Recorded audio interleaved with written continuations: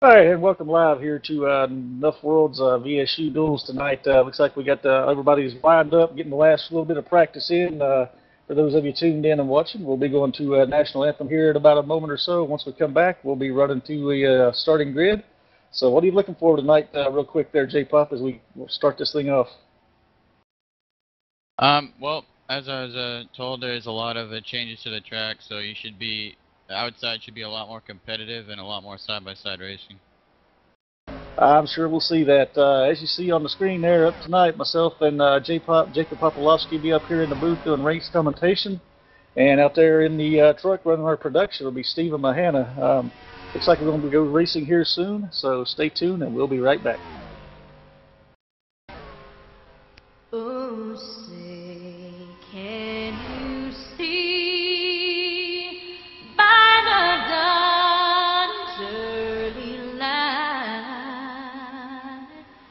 what so proudly we hailed at the twilight's last gleaming, whose broad stripes and bright stars through the perilous fight o'er the ramparts we watched were so gallantly streaming. And the rugged red glare, the bomb bursting in air,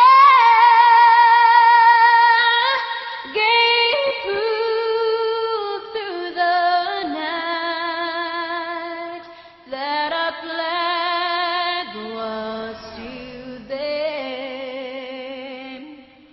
Oh, say, does that star-spangled banner yet wave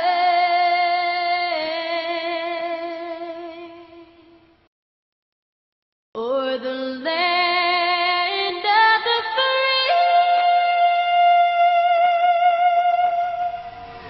and the home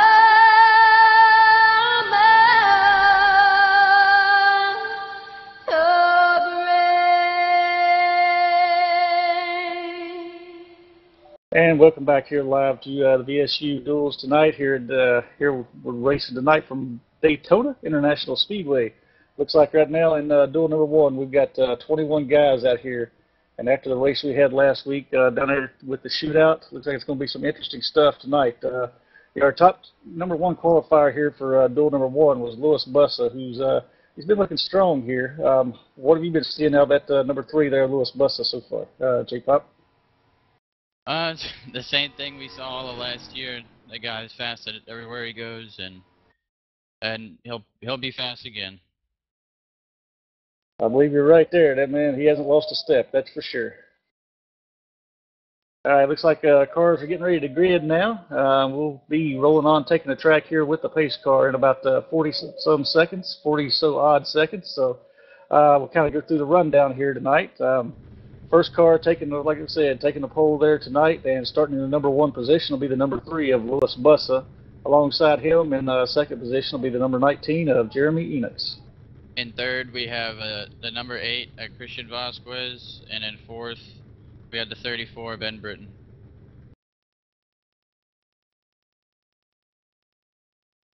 Okay, rolling out in fifth, the number 83 of Timmy St. Jean, and number 6 position, the number 4 of Dennis Wright. In seventh, we have Alex Montefiore, and in eighth, we have the number 7 of Howard Wildrick. And the ninth position, the number 30 of Kevin Kelly, running that special team sweep tonight. And also in 10th position, the number 54 of Charles Chaplin. In 11th, we have the 40 of Ethan Rondo, and the 12th position, we have the number 9 of Mike Houston.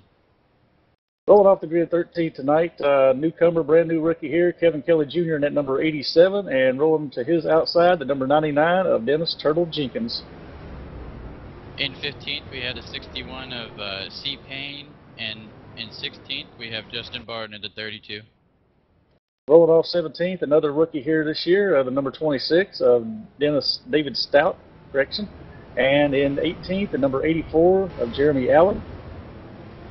And to round out the field, we have the 19, in 19th, and the number 29, we have Brian Bennett. And in 20th, we have the 14 of Kevin Hibbett. And that's your starting grid for the night. Looks like we're rolling down the back stretch. Some of them are starting to warm those tires up now, moving side to side. Now, I see this race being quite a bit different from what we saw last week, J-Pop, with the going to day race now instead of that nighttime. The track temperature is going to be a lot different. So there's a lot of these guys who, run well last week. Do you expect to see them the same as what they were last week? There will be some guys who will stay the same, but I'm sure there will be others who will have a different experience with their setup here tonight. Yeah, I'm sure these the temperatures are going to be a lot different, from what they were last week. We're showing right now an air temperature of 80.3 degrees and also a track temperature of 81.9 degrees. So the track's going to be quite a bit warmer, so is the weather, than what it was last week when we ran at night. So that's going to play into some interesting racing, I'm sure, here tonight. There's always interesting racing here at Daytona, so we're getting ready to take the green here. Yeah, we're coming out of turn 4 here. Looks like the pace car, the lights are off and getting ready to duck down on the pit road. As we see him ducking down on the pit road now, we're looking forward to taking the green flag here and getting back to some racing. Busta jumps out, and Enoch's in second, quickly falls down to the inside, and these people are starting to drop to the inside a little bit sooner. Yeah, if it's any indication, what we saw in the Pure Sim race there back on Thursday, that inside line will definitely be the weapon of choice, so to speak, here in the early going, as everybody tries to sort themselves out, get nose to tail, get a good draft going, so that they can make that speed. Looks like the 19 of Jeremy Enoch down on the apron is dropping back.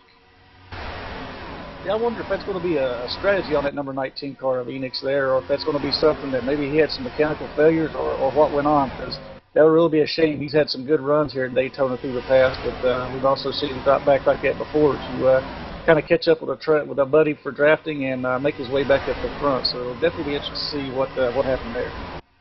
Yeah, we'll be watching him, but here at the front it looks like there's a small little 7 car breakaway here with some 2-wide racing for the lead. Yeah, we got 2 down on the inside there. Looks like we got 3 up on the high side there. So that 5-car pack and the 6th and 7th there is trying to kind of hang on and get themselves back up there. And looks like they may be trying to push for a lead here to get the bus off at number 1 position. Yeah, it's going to be interesting because outside's more competitive, and I do know 2-car drafting is a little bit more competitive here as well, and it looks like Britain and Bus are holding their own on the inside. Yeah, it's kind of interesting to see here. Most everybody, well, as we were calling it, everybody was trying to stay on that high side and had the high side starting to work a little bit, but cars are starting to drop out of that high line back down into the bottom and kind of sort themselves out. But they have already, I was looking back to the second pack led by number 30, Kevin Kelly. They've already started putting a little bit of distance between them. Yeah, they, as long as they just hoping that the front keeps racing side by side, and they'll get there soon enough. But that second pack just has to stay single file, and hopefully they'll get the tail end of the lead pack soon enough. Yeah, looking at telemetry here, it looks like Kevin Kelly leading that second pack. He's about 1.5 seconds or so back behind that first pack. So that first pack, as they regroup back together, though, and get nose to tail single file, I'd say they will start putting a little more distance once again, as they've already got that little bit of breakaway going. Looking all the way back at 20th position, Jeremy Knox, who dropped way back earlier, is 9, almost 10 seconds off the pace. So, not sure what happened there, but I guess it's not the way that he was hoping it would it'd plan out for him. Yeah, it looks like he may have had some kind of mechanical failures or something went on there with that car at the very early part of that race, because it's not usual to see Jeremy this far back at this early part of the race. I thought he might have been, just kind of maybe dropping back a little bit to catch with a drafting partner, but to fall over 10 seconds off the pace there and not have any drafting help, that's definitely not the place you want to be. Other than that, it's a single file up here in the entire pack here. Looks like the top 7 cars are breaking away. There's about 3 packs, 2 big ones, and there's a small little 3-car pack here at the tail end in 16th, 17th, and 18th position. Yeah, it's going to be interesting to see, though. I wouldn't really think catching the driver what the fuel window will be here tonight for this race. But I know looking at everything that happened with the Pure Sim race there on Thursday, you know, a lot of guys ran together and had a couple of little 2-car packs there, and things were looking all fine. And then you know, pit stop time came around. Well, just like we saw last Saturday night too, pit stops can make or break you here. So it'll be interesting to see what the gaps are and how all that changes once pit stops come around. And I'm being told about 34 laps or so is about what we can look for pit stops. So we got a ways to go before that. We'll see, you know, how far ahead that first pack gets, or if that second can catch them by that point. Yeah, so it looks like it'll be a one-stop race, and if this second pack can't catch them, the second pack has to work together to figure out a strategy to catch up to that lead group there on the only round of pit stops that we might have.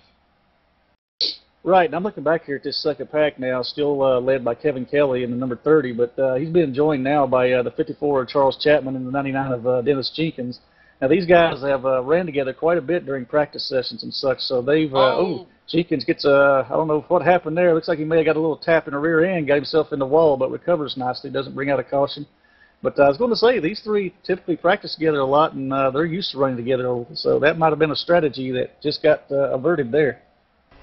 Yeah, it looks like somebody just pushed a little too hard there, and somebody, Dennis Jenkins tagged the outside wall, but nice job of all those cars of saving it, and it looks like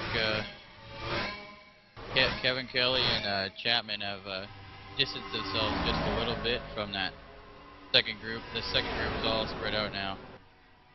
Yeah, it kind of shows right there just how quickly with this track, you know, you can go to misfortune with that. Just a little tap at the wrong place in the wrong time. Next thing you know, you're up there into the wall and you got some heavy damage, and Jenkins is starting to fall back. His cars are just going by him on the high side. The aerodynamics are just done on this car. Kind of looking at it, he's got a nice little bump there. Fender's been beat in on the rear end and the right side and also in the front. So he's just getting past now, unfortunately. Yeah, there's one track damage will hurt you. It'll be this one. But that separation of the second group is exactly what this first pack of 7 cars wanted to see.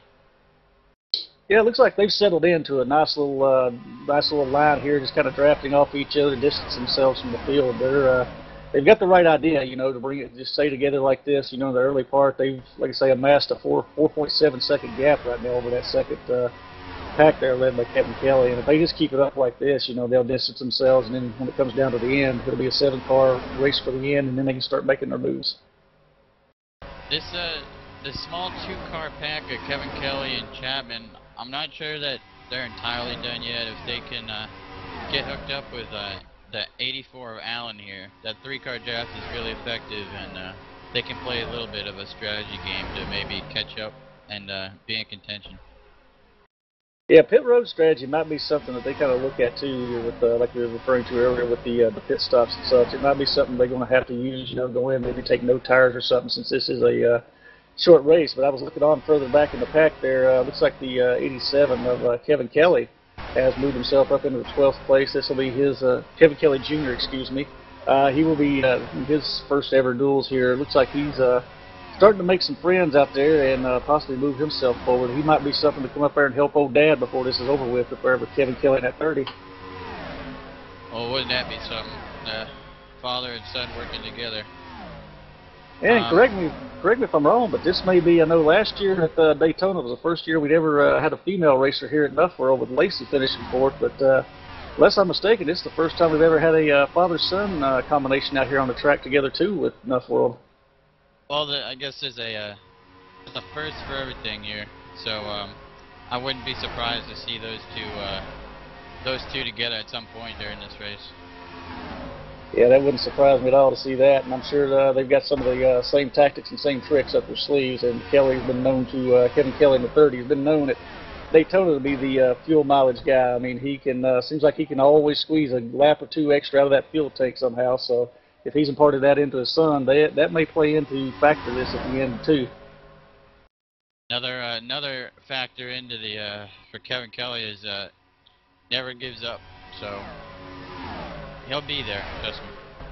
Yeah, that is a fact with Kevin. He's definitely he'll run it as he says till the wheels falls off and bring nothing home but a steering wheel. That's for sure. So once again, front seven are still single file here. As a few guys peeking their noses out, but nothing happening yet. I think they might just settle in and wait for those first round green flag pit stops. Yeah, I'm looking back here in the 7th place position, the number 4 of Dennis right there. It seems like he's kind of poking his nose out there in the corners and such, going up on the high side a little bit. I'm wondering if it's something maybe he's trying to break a little bit of speed to close some of that, because the closing gap here is ungodly. Maybe he's just trying to stay right in that position but still be able to hold the draft, or maybe he's starting to maybe get a little too much heat in that engine and he's trying to duck out and get some air on it. That'll be something I think we need to watch too as this race goes on. Yeah, they got to watch out for that tape situation. It's good to have, you just gotta have the right amount of tape here to be fast. You put too little, you won't suck up enough. You put too much, you're gonna have a temp problem pretty soon. Yeah, that is for sure. You know, like you said, you put too much on here, you could overheat that engine in a matter of 4 or 5 laps, and then you have to go in, pit, get some of that tape off if you want to keep the engine underneath you. Then come back out, you got no drafting partners, and you pretty much could almost have ended your race right there. Looks like in the besides the first pack, the spread out of cars here in the back, they're all hooking up with 2-car tandems. It looks like Kevin Kelly and Chapman have distanced themselves, and we got Allen, Houston, and Hibbett, and Kevin Kelly Jr. all back here racing each other hard. Yeah, I'm looking further back into the pack here, 17th and 18th position from earlier there. The 18th position right now being the number 99 of Dennis Jenkins. But, you know, that kind of goes to show right there. He's fell now all the way back to 18th position, 17 seconds behind the leaders. That shows, you know, just what a little bit of that aerodynamics getting a bump in the rear end, taking out that wall, whatever the case may be. Shows how the aerodynamics will hurt these cars. You know, that he's lost over, well, about 10, 12 seconds in the last 5 laps since he had that little incident. So, yeah, he's definitely not having the best ride right now. Maybe he can get in there under pits to get some of that work done or something, and get that car back out here and still salvage a decent finish tonight. Yeah, good thing Jenkins has going for him. He has a car with less damage than he does. He's hanging on to that draft, so he's not losing as much time as he would if he was alone. Yeah, that's true, and this track more than anywhere will be all year other than Talladega. This draft is it's the great equalizer. I mean, as long as you got the draft, you can still have a beat-up car and still make some pretty decent speed. But if you're out there by yourself, you're going to look with a damaged car of dropping about 10, 15 miles an hour off the pace, and that'll just leave you out there for somebody's lunch. Still single file here throughout the pack. Does look like 3-car tandem of Stout, Justin Barton, and Brian Bennett here. Looks like they're trying to hook up to catch up to this up to the 13th, 12th, 11th, and 10th place cars to maybe get something going here. Yeah, if those 3 could get up there and kind of hook up with the cars in front of them, get themselves a pretty decent sized pack like we're seeing up there with that front 7, you know. Big packs like that will make a lot of good speed, and if you can get nose to tail like that, they may have a chance of cutting into some of that time. You know, showing back here, looking at Stout right now, who's 15.8 seconds, you know, off the lead. If they can get the three of them hooked up and get back up there with these 4 cars in front of them, they might actually be able to start clicking off some time on that front lead pack. No moves yet here in the front pack, but Lewis Fuss in the 3, I believe, has led almost every single lap here, I believe, except 1. Yeah, interesting that Lewis is still out here racing, to be honest. I was watching him there Thursday night, and after he got the pole, he went out and ran his 1 lap, you know, knew he was guaranteed a pole for the Team Speak 500, and he parked the car after that, didn't even bother with racing it on Thursday night. So I kind of expected the same out of him tonight, but it looks like he stayed out here, and he's looking to win this thing if he can keep himself in that position. And like you said, so far has led every lap. Well, I believe Duel 2 on Thursday, the Christian Vasquez, who started on the outside of the front row, stayed in and he raced the whole time and he ended up winning it. So maybe Bus is out here to prove something.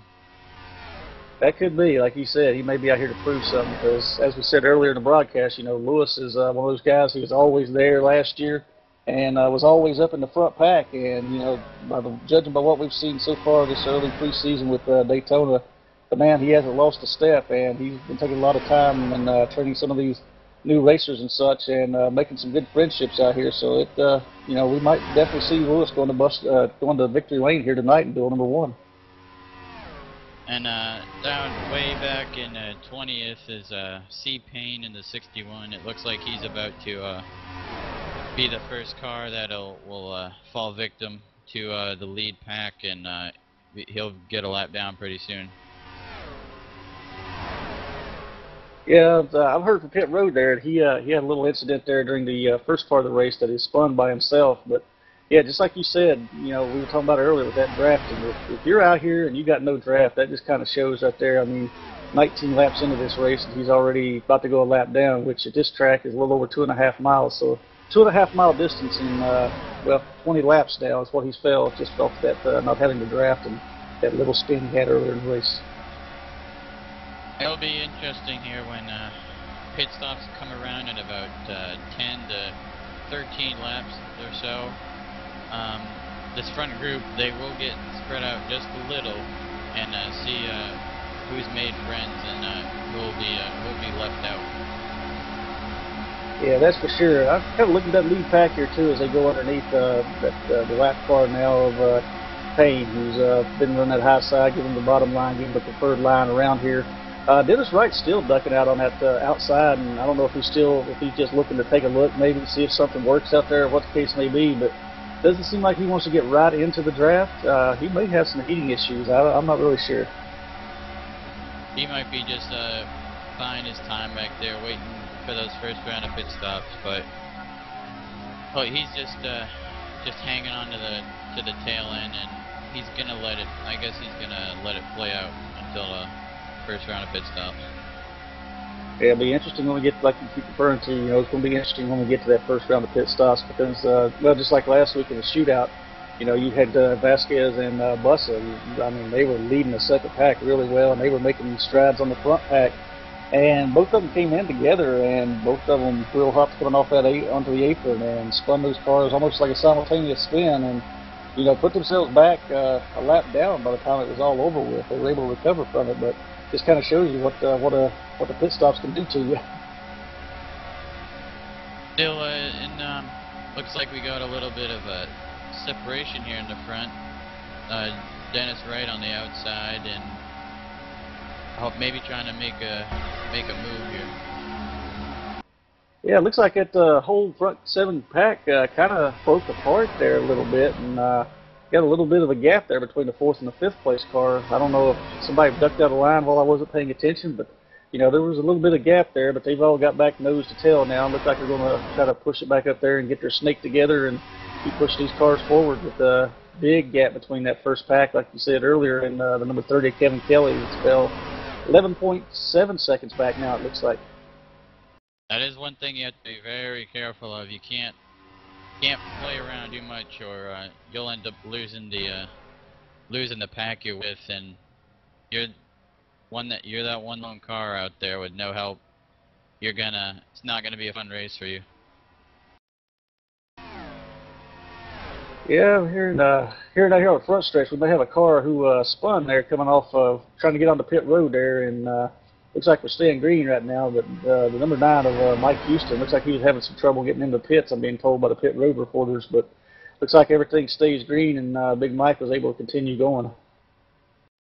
Yeah, it doesn't look like he hit anything too hard. He tapped the wall a little bit there, and in the tri-oval, but nothing too hard. He gets out, but not the way he was hoping to get into pit road. So that'll again be another interesting thing because you want to get on pit road really well here, but if you screw up, you're either gonna spin or you're gonna speed. Yeah, and that'll be interesting to see too. Big Mike was, or I'm sorry, Mike Houston was carrying that much speed into the pit road and lost it right there. It'd be interesting to see if he didn't end up getting a penalty on that, like you said, for speeding down pit road. It all depends on that brake bias you have. Don't think you'll need it at Daytona, but you'll need it sometime. Yeah, and just for our viewers there watching at home, one of the things that changed this year from last year, and it's kind of playing with some of these drivers, is last year, the pit road speed didn't start until that second timing line right there at the edge of the grass. But this year, it's starting at the first cone when you come in. So that's messed with a lot of drivers this year of thinking it's still that second line coming into pits, whereas that's the first one, and they'll get caught speeding before they even get to the actual pit lane now. You don't think it, but that'll be that can be a huge difference in a driver's mind who is used to doing one thing, and then you switch it up and they have to adjust to it, and it's not the easiest thing in the world. Yeah, that's right. I mean, you got about 100,000 things going through your head as you're starting to come down the pit roads. On what you got to do. Make sure you've got that car loaded down right. Make sure you've got all your stuff set. How many tires you're taking, how much tape. You're talking to your team, your spotters, and your teammates and such. On what your pit stop strategy is going to be. And sometimes you totally forget. That line is there and where it actually begins at, and that can really cause you some issues. As we've seen the lead pack going by there, it looks like that number 9 of Mike Houston, looks like he did get himself a pit road speeding penalty there when he comes sliding through earlier, and looks like he's serving that now. So, yeah, that'll put Mike Houston, if I ain't mistaken, 2 laps down now. Yeah, it's just one of those things you're not going to recover from, especially if you have no one with you. It's just way too difficult to overcome. Yeah, that's one of the issues. Like I say, Big Mike got lapped, because it cost him so much time getting in and out of the pits there, and then loses another for the pit road speeding penalty. And now he's going to be coming back out, with nobody to draft with. So just kind of compounds everything, makes it that much harder to make any speed, make any distance here, and walk away with a good finish. Green flag pit stops should be coming up somewhere in the next 5 to 7 laps. So. It'll be interesting.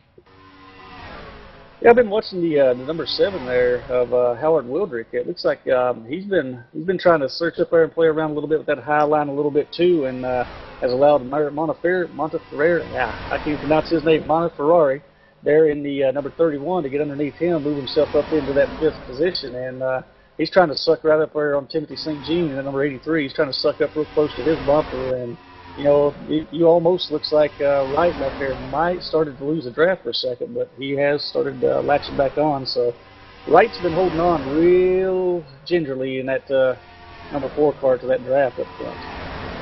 Yeah, that lap car of C. Payne is sitting right behind. He's been able to latch on to this lead group, and he hasn't lost them. So if the caution comes out, he'll be that lucky dog. Yeah, that would be possibly one of the best things could possibly have happened to him right now as we come away with a caution. And and we got a spinner right there. Looks like guys are starting to get onto pit road and way more speed than they needed. Yep. And looks like we bring out a caution for that one. Looks like we got the yellow out. That's what we were worried about. Cannot get onto pit road too hot, and just the 2 leaders spinning out trying to get on pit road. Yeah, that's usually the thing that comes with that pit road. I mean, everybody around you got to know that you're going to be pitting. You got to let guys know that you're going to pit, and if they don't, then it's real easy to get tapped in the rear end and be, next thing you know, it's an ugly day for you. But yeah, looking at the replay there, it looks like Bussa and the number 34 there of Britain just kind of, looks like no one behind them knew that they were going to come down pit lane, and they kind of ducked off. Almost a dead replay of what it looked like last week at the shootout with Louis Bussa and that number 8, almost identical.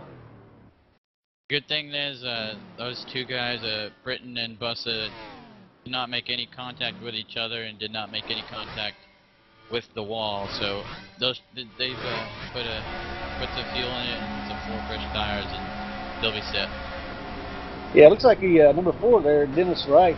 He made a heck of a move coming through that as Britton was spinning in front of him, and he had Bus on his outside rather than slowing down and risking even locking the brakes up and spinning himself. He just kind of let off the throttle, let it coast itself across, rolled through the grass, and got back out on the track without doesn't look like doing any damage to that car. But that was a nice piece of driving there by Dennis Wright.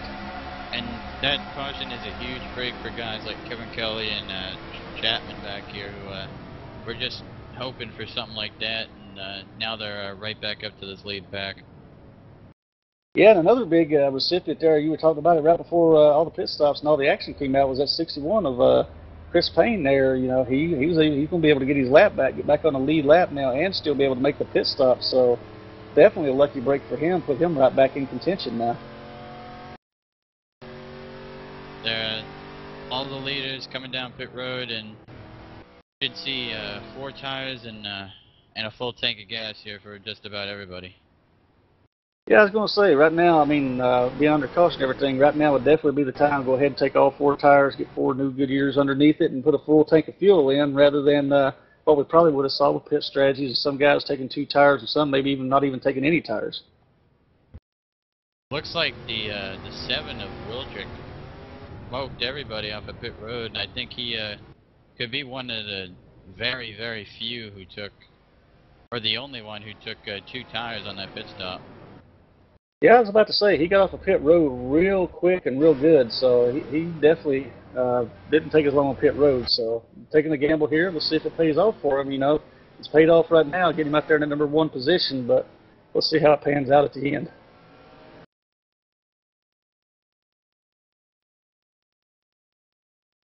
Looks like most of the orders stayed the same. Most of the orders stayed the same here up in the top 10.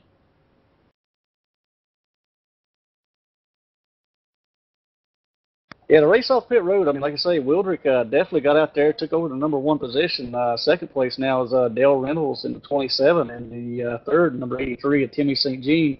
Now, Timmy's been up there. He's been rather quiet tonight, even though we know he likes to run up front. He may be saving something to get to the end. It looks like, though, with that front pack, most of what we've seen tonight, they've just tried to kind of stay nose to tail and put themselves at a nice little gap, you know, before getting towards the end and trying to slug it out between each other.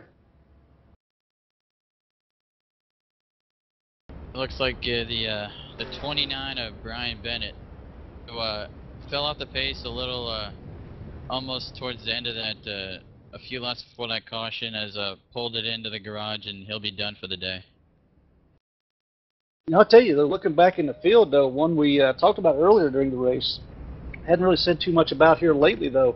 At number 19 of Jeremy Enix, looks like he was able to stay on the lead lap through all that, and now finds himself up there in 12th position coming to this restart. So he may still have something to say before this is all over with, because, you know, looking at the way it was last week, he made a lot of moves, you know, after that first caution and such in the shootout last week. Yeah, he did a really good job of keeping on that lead lap, and must have a fast car if he could stay on the lead lap, because he did not have any help back there. So he'll see if he can team up with anybody and march his way to the front. Yeah, I tell you, I don't know if it's some extensive work got done on pit road or what the case may have been with the number 4 of Dennis Wright, as he's showing way back there now in 13th. He may have spent some time in pits there. He might have been working on that tape issue like we've been referring to earlier. You know, he kept ducking out of the draft there, kind of getting some cool air on that thing. I don't know exactly what's going on with his car. Yeah, a few guys making a few trips around a pit road, and one of them was your leader, Lewis Bussey. He looks like he's made a few trips down pit road just to get the car the way he likes it. He doesn't have any damage, so all the way back at 16th, he should get up there. Right, yeah, it looks like I'm being told we're going to get to 1 to go here coming to the start-finish line this time, so you'll start seeing these guys next time around on the backstretch starting to double file. Looking up front, though, I don't see any takers on that the waiver round, so that kind of surprised me. A few of those cars who you know, like Mike Houston might have tried to take a wave around or such, but don't see any wave around cars right now up there. But Lucky Dog will be the 61 of Payne, so he'll get back on the lead lap and see what he can do with that car now if he gets it back on the lead lap. Yeah, I think Mike Houston was he was in pit road for some extensive damage, and took him a few laps to get the car ready to get back on the track and just make the most of this race. Yeah, a lot of these guys, I mean, the field hasn't been, I say, shuffling a lot tonight like we talked about earlier. I mean, they've been pretty much running front pack, nose to tail, you know, trying to get that big group. But it looks like Kevin Kelly has been trying to drag that second group right along. But, you know, it doesn't no avail. You got to have more than 2 cars to be able to try to catch that lead car pack with 7 cars like that. Yep, and those guys were patient. They sat back there, and now he's up. Kevin Kelly and those guys are up. They have filled up 5 through about the top 10.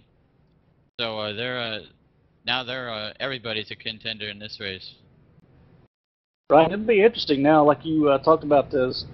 We're going back double file now, coming around to take the green this time by. But now that you've got Kevin Kelly and Kevin Kelly Jr. up there running respectively 6th and 10th, be interesting to see if those two can get hooked up. They probably know each other's racing style pretty well, and might be able to make something happen between the two of them here before this is all over with. I'm sure he's Kevin Kelly Jr.'s had some good coaching, so let's see how he does up here in the top half of the pack. Yeah, and before we go green here, we'll kind of run through the top 10. We got here in first place the 7 of Howard Wildrick. The second place will be the number 27 of Dale Reynolds. Third will be the 31 of Alex Monteferrari. Fourth will be Timothy St. Jean in the 83. Fifth being Kevin Kelly. Sixth being Charles Chapman. Seventh, Dennis Stout. Eighth, Barden. Ninth is Ben Britton.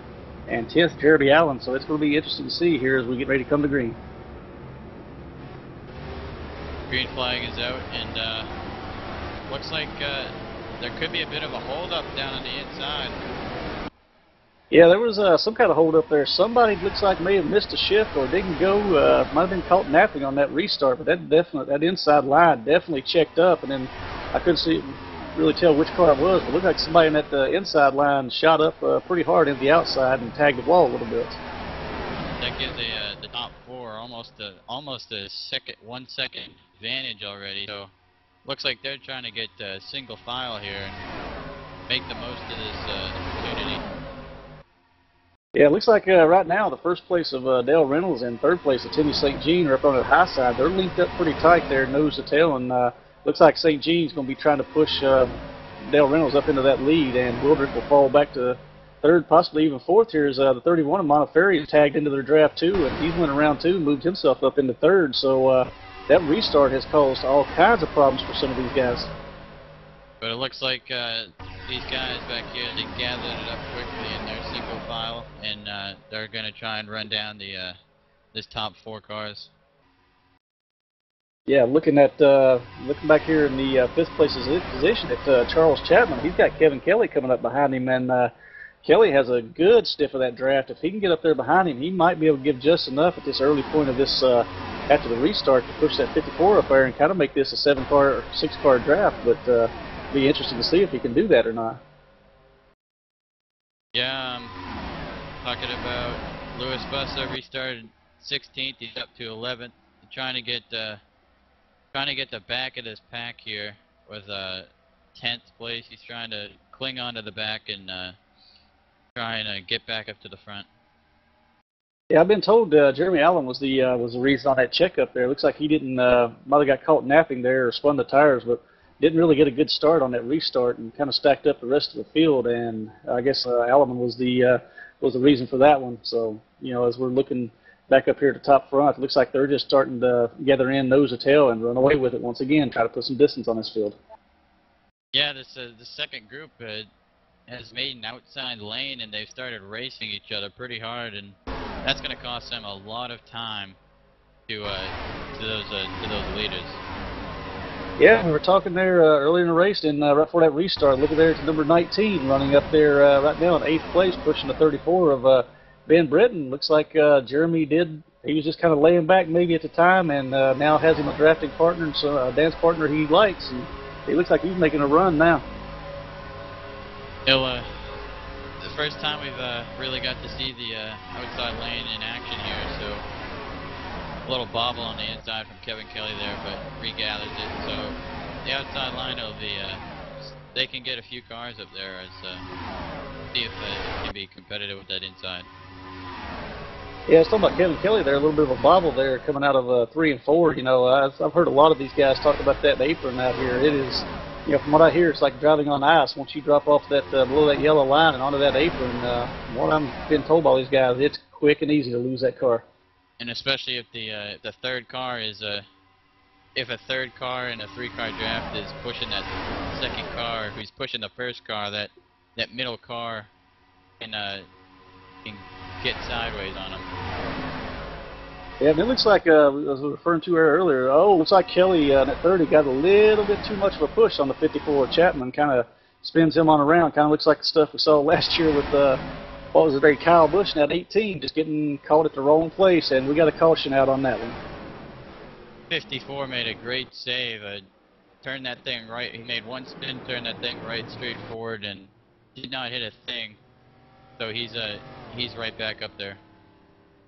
Great job by Chapman right there, man, great job, you know, of being able to keep that car off the wall, keep him hitting anything, and real nice job of driving there. You can't fault that at all.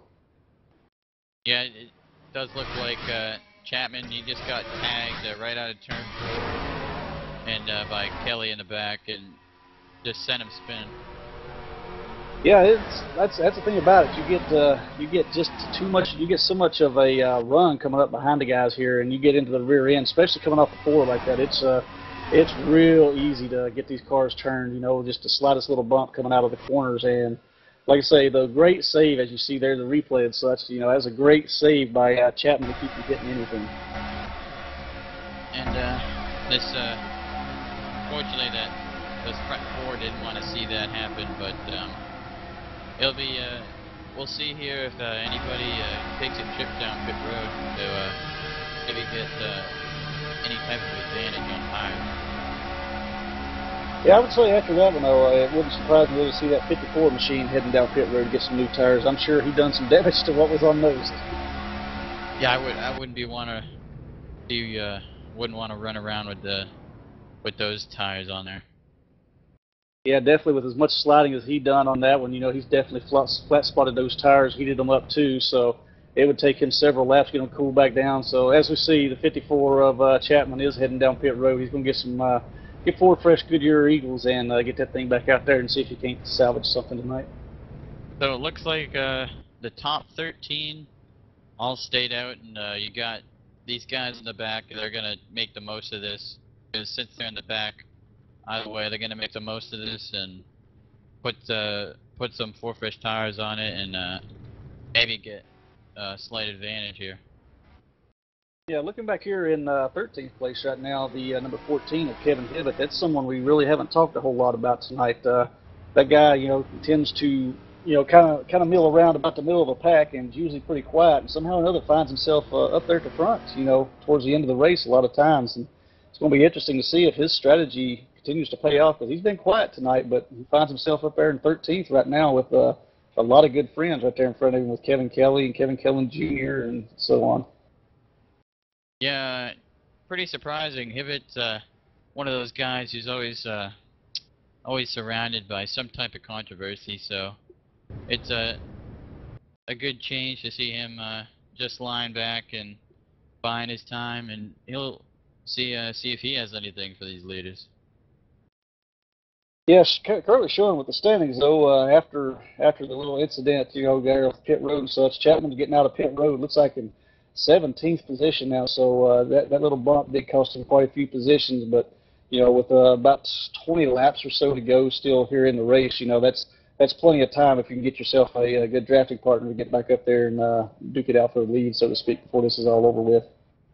Yeah, Chapman does. He does have some teammates here in this race, so maybe he could find a teammate because Chapman does have a fast car here today, so maybe he can find a teammate and work his way through the field. Yeah, it's kind of looking. Just got word there from Pit Road Reporter too. Looks like the number 99 machine of Dennis Jenkins. We saw him earlier through the night. Kind of get tagged and scrape that outside wall pretty good. Looks like may have been a lot more damage than we originally expected on that car, as he has parked that thing for the night. Yeah, it's just another unfortunate thing. He'll be should be in the 500. He just he'll have to make a he'll have some fun getting through the field in the 500. Yeah, Jenkins has been one of those guys. A great guy, great personality, and he's been a great asset to NuffWORLD through time. But he's one of those that just can't seem to get that monkey off his back right now. Last half of last season and so far what we're seeing this season just seems to be at the wrong place at the wrong time, and usually ends up getting tagged with something. He just can't get the monkey off of his back, so to speak. Yeah, there's but new start, new year, so maybe he can get some good luck in the 500 and throughout this entire year. Yeah, because he is definitely due for some good luck, as much as he had in the last half of last season. That's for sure. So But, it looks like Dale Reynolds has the lead here. St. Jean sitting in second, Montefiore in third, and fourth is Howard Wildrick, the only guy in the field with those 2 tires on that one pit stop. And Kevin Kelly maintains his spot in 5th place. yeah, right now, kind of looking at the race statistics, right now the air temperature has cooled down a little bit at 79.8 degrees, but the one thing I do see here, track temperature has jumped up a lot. This track is heating up, as these guys got out here as the day has went on. It's currently showing 93.7 degrees, which, if I remember correctly, it was about 81 when we first started this race. So the track is heated up about 12 degrees, which is going to cause these tires, to get real nasty and greasy as it starts getting on and the hotter it gets. So might start looking for cars getting maybe a little loose throughout the corners, and that might have been a little bit of what contributed with Chapman's little spin there. Yeah, those temp changes can be really, really huge, and some guys setups will benefit, and some guys will have to switch around their setup to adjust to these temp changes. Right, and this will be a good challenge for some of these guys, to kind of get themselves ready for the VSU, the TeamSpeak 500 coming up next week. As we will be running that during the day, and this track is going to heat up and change quite a bit, during that time. With we're only running 60 laps here, but we're looking at well over 100 plus there. So the track is going to change a lot. So we'll give them a chance to kind of see how the track's going to act and what they might have to do before next week with their setups. It does look like the 19 of Jeremy Enox, who was in the top 10, and he gave up his top 10 position to come down pit road, and he'll be sitting. He'll come out about 16th. It kind of makes me wonder if maybe there isn't some type of gentleman's agreement going on here, because looking at where he falls in, he's going to be right in the middle of the 54 of Chapman and the number 4 of Dennis Wright, who, if we remember right, Dennis was up there running with that lead pack for quite some time. There may be some type of gentleman's agreement here. The 3 of them are going to try to get together and make some momentum towards the front. Yeah, we've everybody lines up double file here as they get ready to get back to green flag racing with about 17 laps to go. Yeah, it's getting down towards the end of this race now. It's about time to start finding your dancing partner, who you want to go with, and start making some moves now. Yeah, it's always important to establish a friendship with somebody in this race, because coming down to the end, you'll need them. Yeah, and like you said, establishing that friendship, that's the big thing here. And right now, it's the point too. Like I said earlier, 17 laps or so to go. It's time to, all this single file racing, guys trying to get away from lead pack, trying to break away. I don't think we're going to see so much of that now as we start to go double file and start duking it out for the win now. Everybody's hoping they don't miss that shift. Green flag's out. Oh, looks Oh, like there's a Kelly may have spun the tires there a little bit. We got another caution out. Looks like Kevin Kelly spun the tires, and then the guy behind him, I couldn't tell exactly who that was, just couldn't check up in time and got right into that rear end, shoved him up into the 34 and that outside line of Ben Britton. So we got ourselves another caution there as another victim with the restarts. I don't know what's going on with these restarts. looks like your Lewis Buster was in there, Kevin Hibbett was in there, Chapman got a little piece of it. There's a lot of big contenders maybe taken out after that just a little tire spin there at the start. Yeah, you mentioned Kevin Hibbett. I'm looking back here at him right now. He's still coming down the front stretch right now. Looks like he's got a tire, maybe even two down right now. So he definitely took a big chunk of that. He's putting around the track right now about little under 90 miles an hour, just trying to limp that thing back to the pits now and get it attended to. So he definitely took a hard hit somewhere in that. Yeah, something may have happened when Kelly shifted, got his car a little sideways on the start, and he couldn't. He just got into another car, and he couldn't recover from it. Yeah, that was a definite unfortunate incident there for Kevin Kelly, as he'd been having a pretty good, solid run all night. Had been able to stay out of trouble and put himself in the right positions at the right time, and was all the way up, in the top 5 there at one point. But definitely looked like he may have spun the tires on that restart. And like we referred to earlier, these tires are getting a little greasy now with the track heating up. Looks like he just spun the tires and got run over from behind.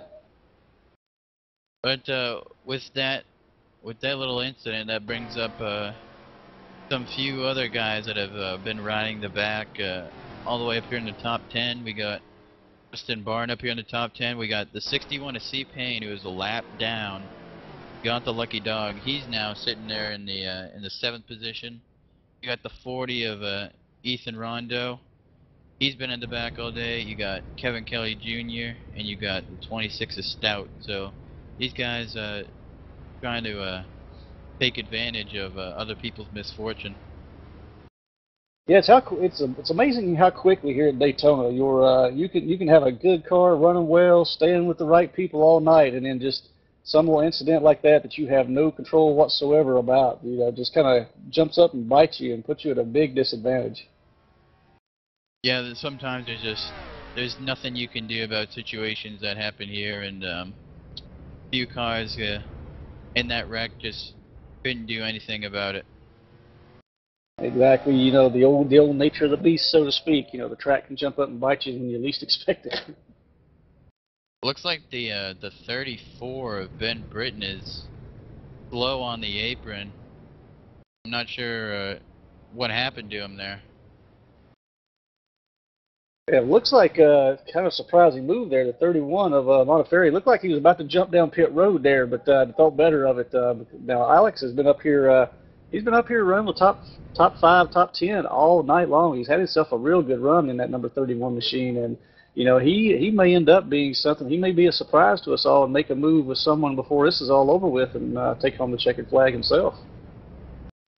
Yeah, it does look like the top 8 cars have stayed out and the rest came into pit. Yeah, it looks like moving into, once again, we talk about him. He's not all that long ago, running around all by himself. But the number 19 there, Jeremy Enix, he's moved himself back up into 8th position now, getting ready to come to this restart with about, 15, 14 to go or so. He may have had a strategy in place there, may have noticed something that nobody else did, and that's the reason he took that last pit stop. We may have to talk to him later about that, on what brought that out. Yeah, it's just being patient is a huge key here, and I guess whatever he was doing worked out for him. And I just got a report from down there on pit road. Looks like the 34 must have took a huge amount of damage on that one, as the engine has expired on that machine. He's putting it behind the wall, so he totally blew that one up. So it looks like he got a bigger piece of that than what we originally may have thought he did. Yeah, that's very disappointing there. He was still running in the top 10. He was running top 10 that whole race, so that's unfortunate, and he'll be starting in the back in the 500. Yeah, definitely a big misfortune for the 34 there, as everyone is. They've been talking about how BB has been able to. He's really been able to push a lot of cars towards the front, and he was definitely able to push Christian Vasquez to the win there in duel number 2 the other night. But for those of you who are watching, I'm just going to make sure everybody knows that coming up after this one, within about probably a half hour or so, we'll be going live again for the broadcast of duel number 2. So definitely stick around after this one is over with.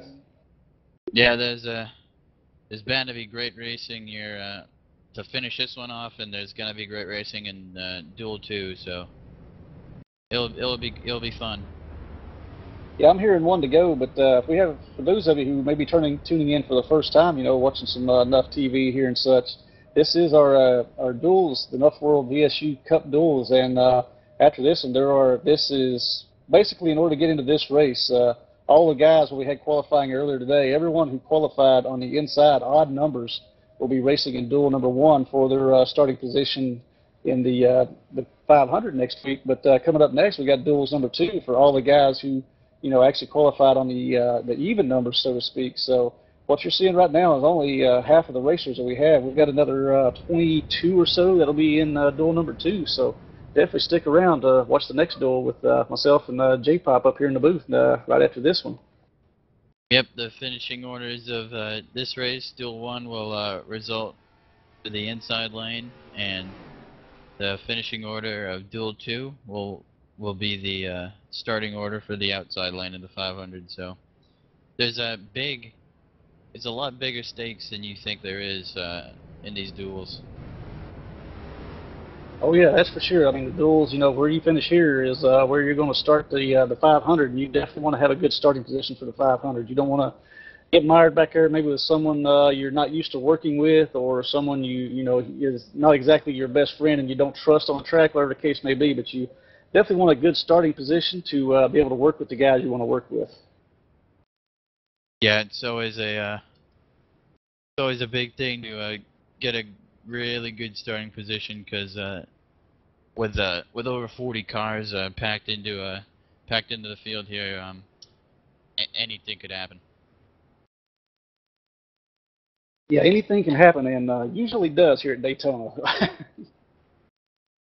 But just a quick shot there. I was going to throw out there, for those of you who weren't around for last week, Lewis Buster was our winner in the shootout. It was sponsored by Redline Designs, but I was looking on their Facebook page there. It's a real nice car he made for the winner last week as we go green here. Looks like everybody gets a clean start off the line here, and still a little bit of a holdup from the 30 of Kevin Kelly. I'm not sure what's going on with his gears, but he could have a bad gear set for the starts of these green flag runs. Yeah, based off of how he restarted last time, looks like he spun the tires there. He may have tried to restart this time in a higher gear, which didn't have as much torque for him, and took him a little longer to seem to get up to speed. So that might have been what it was. He just tried to restart in a higher gear. Does look like it didn't hurt him as much, and they're trying to hang on to the draft of this lead pack here. Everybody's singled out real quick. Yeah, everybody got down, kind of got themselves to the bottom line as quick as they could, and tried to get out single file. But looks like that top 3 kind of broke away for a little bit, and then back here in 4th and 5th, you got the Wildrick in the 7 and the 32 of Barden, who Barden's trying to push Wildrick up there to make this a 5-car pack on back, so that they can kind of put themselves in contention. And looking back here at the 6th place car, like you talked about earlier, number 61 of Payne, who was, not all that long ago, we were talking about him being a lap down, getting a lucky dog. Well, there he finds himself in 6th place right there in the lead pack. Yeah, and it looks like he's got a good setup on the car, so he can hang really well with these guys, and he'll be a contender for this one as well. Yeah, and looking back here in 7th place, surprise, surprise, there's that number 19 of Jeremy Enix. We talked about him a long time ago, was it a strategy move or what? As he fell way back, as he's going underneath the 61 now, trying to move himself up into that 6th position. Jeremy must feel like it's time to go racing now, because he's starting to make some moves out there. Yeah, there's no surprise that Jeremy's got another fast car. It just seems like with some guys, you think the race could be done, and they come back and they're right in contention for this win. Yeah, as we're coming down the line, it'll be 10 to go. But like you talked about, Jeremy, he's not only a good racer. He's usually almost always got a fast car, like you said. But he's a very smart racer too. He seems to be able to keep his car out of trouble most of the time and put himself right where he needs to be when it comes down to the finish. Looks like back here is Chapman in the wall. Now it is around. Oh Chapman. yeah, looks like we moved a few there. We got a caution out. Chapman looks like him and the 26 of Stout. I don't know what happened back there for sure. I wasn't watching most of that, but they got into each other pretty hard, and Chapman's got some substantial damage on that car. That's unfortunate for Chapman. He had a fast car all day, and he was able to get through a lot of wrecks and a lot of bad situations, but couldn't escape this one. Yeah, just unfortunate for Chapman. Like you said, he's had himself. He's been up there running pretty good all day, and then got involved in that little incident when him and Kevin Kelly touched there, coming off of 4 a few laps back, and now this. And I would say the incident with Kevin Kelly might not have hurt his car too bad. May have still been able to salvage a very respectable position, but with the looks of his car right now, that one's going to cause it's going to make some definitely going to ruin any chances of he's got a top 5 for sure. Yeah, and unfortunately, Stout, he was hanging in the back all day, and he got up in the top 10, and looked like he was going to have a good finish, and just changes in a split second for him. Yeah, looking at the replay here, it looks like Chapman was up there on the high side above Stout, and I don't know if he just came down a little too much, and he was able to tap Stout. And looks like the two of them got together. Next thing you know, they're both in that outside wall. Yeah, it looks like they're just trying to get that outside lane going, and just made a slight mistake, and just unfortunate for both guys. Yeah, and looks like back here in 16th position, the number 9 of Mike Houston will be our lucky dog this time. But Big Mike Houston there, he's one of those guys too. I mean, he hasn't had the best night, that's for sure. As we referred to earlier, having the pit road speeding penalty, spinning down pit road and stuff, put himself a few laps down, but looks like he's still hanging in there and might be able to push himself up there to a pretty decent finish tonight. Yep, that's the advantage of just hanging in there. Just hang in there as long as you can, and he's gonna get the most out of this race. Yeah, right now so far showing out of the race, we got the number 34 of Ben Britton, number 484 of Allen, the number 99 of Dennis Jenkins, and the 29 of Brian Bennett, all retired for the night behind the wall. And unfortunate tough breaks for those guys tonight who, unfortunately will be starting in some mired back in traffic based on tonight's performance in the 500 next week. Yeah, so those guys are going to have to start planning and making friends and making some type of strategy to get themselves up front. Yeah, most definitely. Now, J-Pop, thinking about that, if you're starting, way back in, say, 34th, 35th position, do you make 1 or 2 friends and try to stick with them the entire race, or you go around the league and, you try to find yourself 10, 12 guys, so that if you get caught in different circumstances, you got different people to draft with? You got to get, if you're mired way back, you got to get a lot of guys. You got to make sure if you ever get up there, you got to make sure your teammates are with you. And you're going to have to get a lot of numbers of guys, because like said many times, anything can happen, and if you make 1 or 2 friends and those 1 or 2 friends DNF, then you got no friends. So you definitely have to search around. So some of these guys will be door-to-door salesmen this week trying to make some new friends, is what you're telling me. Yeah, and you can't win this race by yourself. You just can't do it by yourself. Yeah, that's for sure. I mean, like we said earlier and alluded to, this track, it's all about drafting. And if you ain't got some friends, if you ain't got somebody to run with, if you ain't got somebody who you can guarantee, hey, if I get caught in this situation, you're still going to be with me if I decide to go outside, are you coming with me? If you ain't got guys that you know that are going to do that, you can easily find yourself running 2nd place, and then next thing you know, you're back in 43rd, quick as a hiccup. Looks like they're starting to double up as they're gonna get ready to take the green this time by. Yeah, it looks like we got 7 laps to go. It looks like when we get back to green. So leading them down this time will be the 27 of Dale Reynolds, who has been the man, so to speak, on this second half of this race. And second place will be the 83 of Timmy St. Jean. Those two will be leading them down to the restart this time. But looking right behind them, a lot of traffic and a lot of guys like Montefiore now.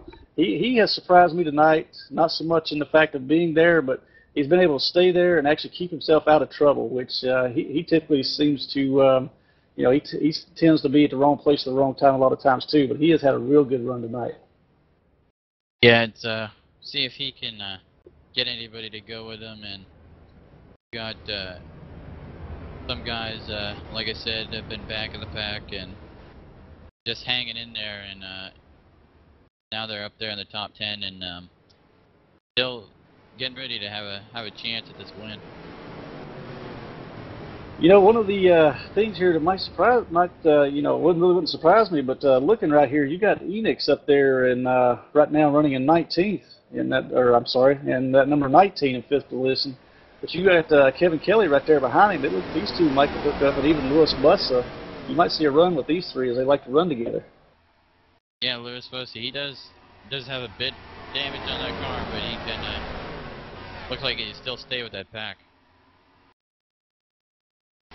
Yeah, I'm being told right now, some of these, there's a couple of deals that's been talked about and been heard by our pit reporters and in-race reporters, and such going on out there. But I'm being told down the pit lane, look out for that number 83 and the number 8 to hook up before this is all over with and get themselves up front. They, looks like Kevin Kelly, he got a bit of a bad start, but he's back and quickly hooked up with look, the 40 of Ethan Rondo now, and he's pushing hard. Yeah, looking here, the number 3, I called him the number 8 there earlier. That was his number last year. I used to call him Bussa in the number 8, but he's in the number 3. But he's now moved himself up there into 5th position with Jeremy Enix right behind him there in 6th. So there may be 2 or 3 here who are looking to make a late race rally and do some incredible stuff.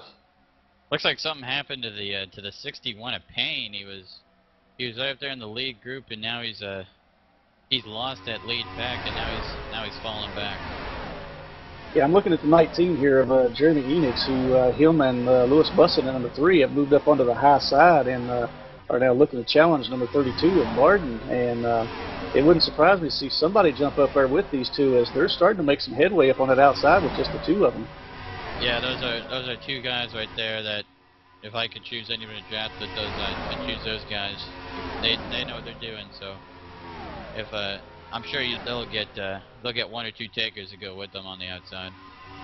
Yeah, and looking at where we're at right now, these guys are definitely they're making some headway as Bussa has now pushed himself up alongside the 31 of Montefiore there, and they'll have a lot of momentum coming off this high side down the front stretch. So wouldn't surprise me to see them. Oh, it looked like Timmy St. Jean may have tried to duck out there for a minute to go on that high line with them, but then thought better of it and dropped back down behind the 27 of Dale Reynolds. 32 got a little loose through the trial, and he could looks like he could lose his front pack. Yeah, it looks like he may have got a little, what do they call it, arrow push there, from Louis Bussa and Jeremy Enix being that close to him. May have got just a little bit of an arrow push, and that was too much. As now Timmy St. Jean has jumped up on that high side, and Reynolds in the 27 has pulled up to block him, and Timmy looks like, oh, and we got a caution here. The 3, wow. Louis Bussa in the wall. Everybody else stays straight. Yeah, it looked to me like on that one, Timmy St. Jean had decided to jump up there on that outside and go with Bussa and the number 19 there of Enix, and Reynolds saw what was happening, kind of come up there to try to block the thing, and it just caused the car to get unstable for Timmy St. Jean, and unfortunate break, for Louis Bussa, unfortunate break for Louis. Lucky for Louis is he, as we said, he's the pole sitter for this race, so as long as he stays in there and finishes, he'll still be sitting on that front row for this 500. Yeah, Louis definitely didn't have nothing. I mean, racing for nothing but pride out here tonight. I mean, he's already got the pole for the 500 next week. But tough break as him and Enix got together there and made quite a few positions quick coming through that pack. And now we have this will set up that caution that will set up a green, white, checkered finish here. So I believe we have 3 attempts at it, and this will be the first.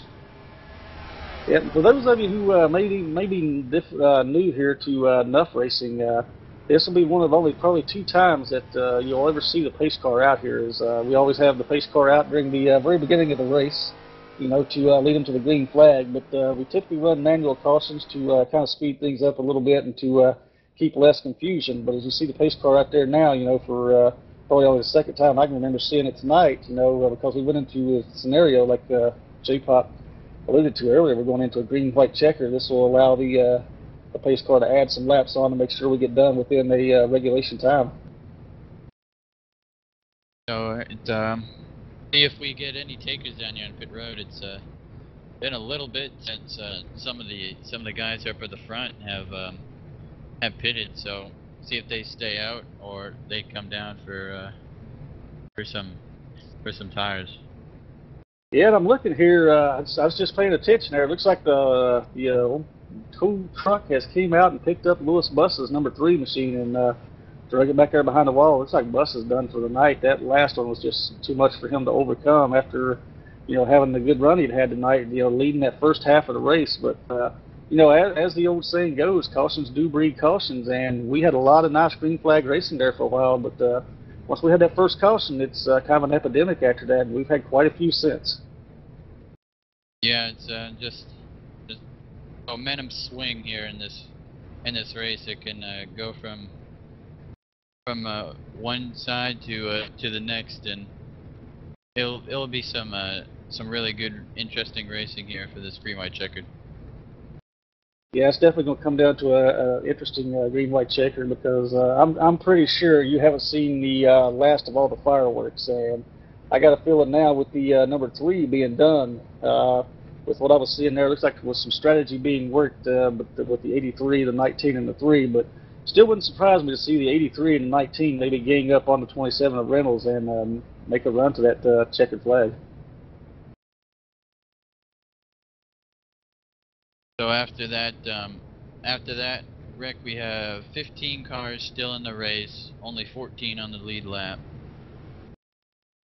I tell you though, one you referred to a little bit earlier, you know, getting loose up there in that in the tri-oval and lost quite a few positions there. The number 32, Justin Barden, he's still showing right now after the caution and everything all settled down. He's still running in 6th place, so he's had himself a very respectable run there, and looks like he's going to be starting alongside the 31 there, Alex Montefiore. But you know, these two I know are real good friends and such, and might see them two link up before it's all over with too. Yeah, don't be surprised to see those two hook up, and I think they're 2 very underrated drivers here in Nuff. So you could see those guys maybe steal the show here at the end. Yeah, I think J-Pop, just based off of some scenarios I'm kind of analyzing, looking at, you know, with the way they run right now on the track, where they'll be restarting. I think we're going to have us a nice little shootout here coming to this green-white checker, and there's going to be a lot of position changes about to happen. Yeah, and Lucky Dog is Mike Houston. Again, he hangs in there, and he just picked up another spot. So every time he every caution comes out, he's always right there. One more caution comes out for him, he'll be back on the lead lap. Yeah, it's interesting too. Big Mike there, Mike Houston, like you said, just sticking it out through the night. You know, having that real bad luck there at the beginning of the race. At one point, you know, running back in 20th, I think, if I remember right, 4 or 5 laps down. Now showing only 1 lap down in the 15th position. But if you equate that, like I say, this is all just based on positions for the inside line. Those 5 positions he picked up, you add that to the 5 positions on the outside, he picked up an extra 10 positions on the starting grid for the Team Speak 500, which is huge. Yeah, that is a really big thing. So it just shows you that hard work pays off in the end. Yeah, and if I remember correctly, the top 35 are definitely locked in, you know, as far as, you know, starting this position. And this will put Big Mike up in, looks like about the 29th or 31st starting position. So he would definitely be locked in for the show next week based off of this performance. Yeah, that again, it's just huge. So 10 spots is a really big thing. So if he can, he'll still need to get those friends up, but it's just an extra advantage to not start way back. Yeah, it's going to be a definite advantage though for Big Mike moving up those 5 positions or so, getting himself locked in for the show. But like you said, he's definitely going to have to go around finding a few friends, and he may be able to find a few here tonight before this one's over with for these 3 laps. If he can have somebody out make himself a friend, may pay off for next week also as we're getting ready to come to green. Yeah, watch that. Watch on the outside at 30. He hasn't been Kevin Kelly. He hasn't been getting the best of restarts. So let's see if he can finally get a good restart here and stay up with his lead pack. Yeah, as the pace car is ducking off now, we go to green here, and wow, everybody, yeah, just like you said, looking at Kevin Kelly, he definitely didn't get a good restart, and he's even getting passed by cars on the outside just as they cross it. Oh, looks like the 14 and the 30 touched there for a little bit, but everybody continues going. But that front pack has definitely took off, and they're moving now. There's a very aggressive Dennis right there, he's been hanging back. He was in the lead pack all day. He was hanging back, and now he's up there and trying to get up to the front. Yeah, that might have been the strategy for Dennis Wright there. He was running up in that lead pack for a long time, and then for a while now we haven't talked about it. He's been kind of out there just hanging back, biding his time, so to speak, and he's trying to make a move up here, to get around that outside of the number 31. But as we come to the white flag right now, Dale Reynolds is leading the way with 1 to go. Yeah, and that 19, Jeremy Enoch sitting right there. See if he can get St. Jean behind him to go with him. Yeah, it's going to be interesting. It wouldn't surprise me though to see the 83 and 19 get together and try to take that high side and take this wheel away from Dale Reynolds. But looking back a little further here, I mean, it's not all over with. They could still gang up a few cars back behind them and still make a run on that too. Looks like the 19 of Jeremy Enix, he's making quite a few moves there, bouncing around. Oh, the 83 gets tagged from behind there by Howard Wildrick, and here goes the 83 around it. We got a mess here coming out of 4. Got a mess, yep, out of 4, and the 19's going to have one last try at the end. He's not going to get there. Dale Reynolds will hold on. Yeah, Dale Reynolds takes the checkered flag there to 27. Once Timmy St. Jean, it looks like they were going to go together, but just couldn't happen with that little bump that left Enix out there by himself, and going one-on-one, there's no way you're going to make that outside work all by yourself against another car. Looks like 3rd will go to Alex Montefiore, and 4th will go to Justin Barton, and 5th place will go to Howard Wildrick, who he was that one guy who took that 2-tire strategy. And then looking back here in 6, look at that. One of our rookies, C. Payne, back here in that number 61 machine. We talked about him a lot tonight. Way back there at one time, a lap down, getting the lucky dog, getting back on the lead lap, and gets to come home in 6th position. And then number 7, the 7th place will be Ethan Rondu, another one of our rookies, Purity, who used to race with us on the Xbox days, coming back for his first race. And then father-son, 8th and 9th there. Junior beats senior. Kevin Kelly Jr. takes 8th, and 9th place to Kevin Kelly Sr. with 10th place, another rookie, to Stout. Yep, you see 10th and 11th there, Stout and Chapman. Those guys, they hung in there and still got a good, solid finish out of this.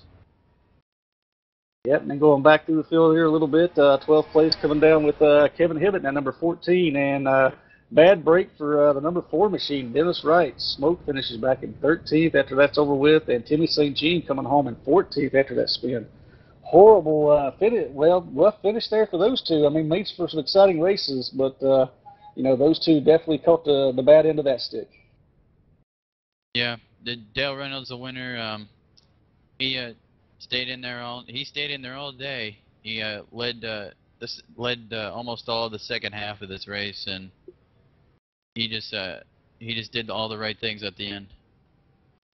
Yeah, congratulations to Dale Reynolds, winner of the duel number 1 here at Daytona. He definitely, like you said, he stayed in there. He done the right things. He kept his car clean throughout the night. First half of the race, you didn't talk about him a whole lot. But this second half, he was definitely the dominant car and was able to bring home the checkered. There when it was all said and done. And looks like he's gonna go and park it in victory lane.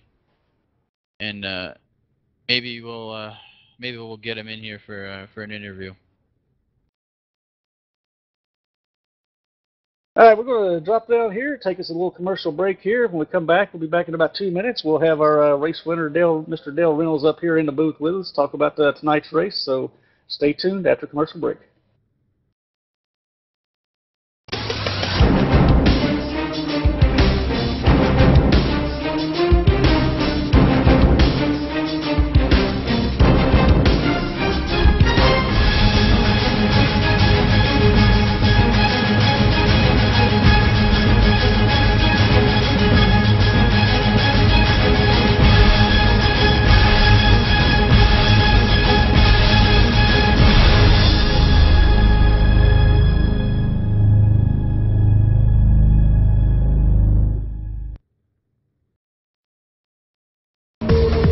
Do you know where your world is?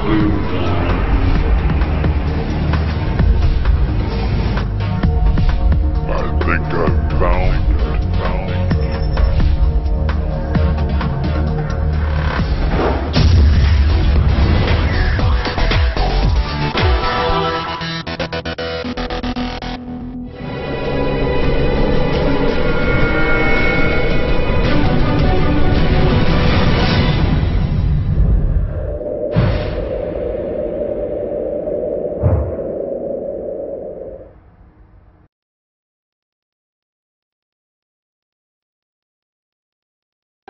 Are you looking to start your own professional internet radio station the easy way? Sam Vibe was specifically designed for you. From the makers of Sam Broadcaster, Sam Vibe takes advantage of the cloud to let you focus on what is important: managing and running your station. There are 5 simple steps to get started with Sam Vibe. 1. Sign up for a free account at NuffWORLD.com. No credit card information is required to get a free account. 2. Download and install Sam Vibe. 3. Check your email to retrieve your account information and login details. 4. Run Sam Vibe and enter your username and password. 5. The Sam Vibe Quick Start Wizard shows you the first steps to start your station. Simply upload your music, turn on your station, and tune in.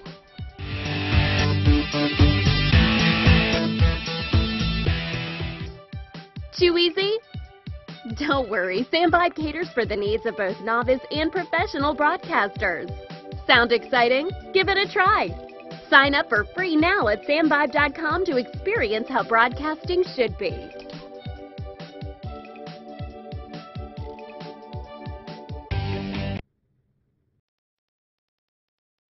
All right, we're down here with the Gatorade Duel 1 winner, and he'll start third in the 500. Dale, just tell us about your day. Well, it was a very interesting day to say the least. You know, we didn't get the best qualifying run that I thought we could have gotten. I think we qualified like 9th or something. You know, we started the race and we were just kind of riding. You know, I had my teammates around me, and Bussa and BB were running up front, and you know, we were just kind of riding until the first pit stop. And unfortunately, you know, I got into BB there when they were going to make a pits. You know, I never, I have to apologize to them. I never ever, if they signaled, I never got the signal, and I ran to the back of them. I'm sorry I screwed both their days up because of that. But, you know, when we relined up there after the caution, and, you know, we had my teammates around me. I felt pretty good. And then, you know, I felt pretty good until, you know, we had the last caution, and I had that black and pink car lined up behind me. You know, I knew he was going to give me a run for my money, and he definitely sure did. You know, Jeremy definitely gave me a great run for the end there. What a finish, man! Just what a finish. Well, Dale, good job to you, and tell us about your trip to Victory Lane. How'd that go for you? Man, I never won a Daytona here in ARCA before. I got lost. I was like, Trevor Bain, really? Where do I go? Where do I go? But, you know, we found it, you know, and hopefully, you know, win a couple more races at Daytona. You know, maybe I won't need a GPS next time. All right, Dale, one more thing. How big is starting third here for you? Oh, it means a lot. It really means a lot to me. you know, Bussa definitely had the pole run, and congratulations to him. And starting third is big. You know, you get to start up front, and you kind of almost get to dictate your own pace. And you know, you can determine if you want to go back or you can stay up front. You know, it makes it a whole lot easier. And I like starting up front. Third place definitely a good place to start. Well, once again, congratulations to you, and good luck to you in the 500. Thank you, J-Pop. Just real quick, wanted to say thank you to Starting Park Blog, everybody at Brandon Butler, Starting Park Blog for sponsoring the car. I want to thank NuffWORLD and Valley Sports University and everybody that sponsors this great league. Thank you guys for commentating. But I thank EPR and DRR and everybody that worked together there. I got to thank Timmy and Alex and working with me there at the end. It was definitely a great day. All right, well, viewers, just gonna give you a heads up. We're gonna take a little, about a 10-minute break here, and so you guys can get ready for duel number 2. All right, for those of you here, stay tuned. We'll be back in 10 to 15 minutes live with duel number 2. Be myself and J-Pop up here in the booth. Just want to throw out a special thank you to Stephen Mahana back there pushing all the buttons as the producer. I know he's got his hands full, so we'll be back in about 10 to 15 minutes. Hope to see you here.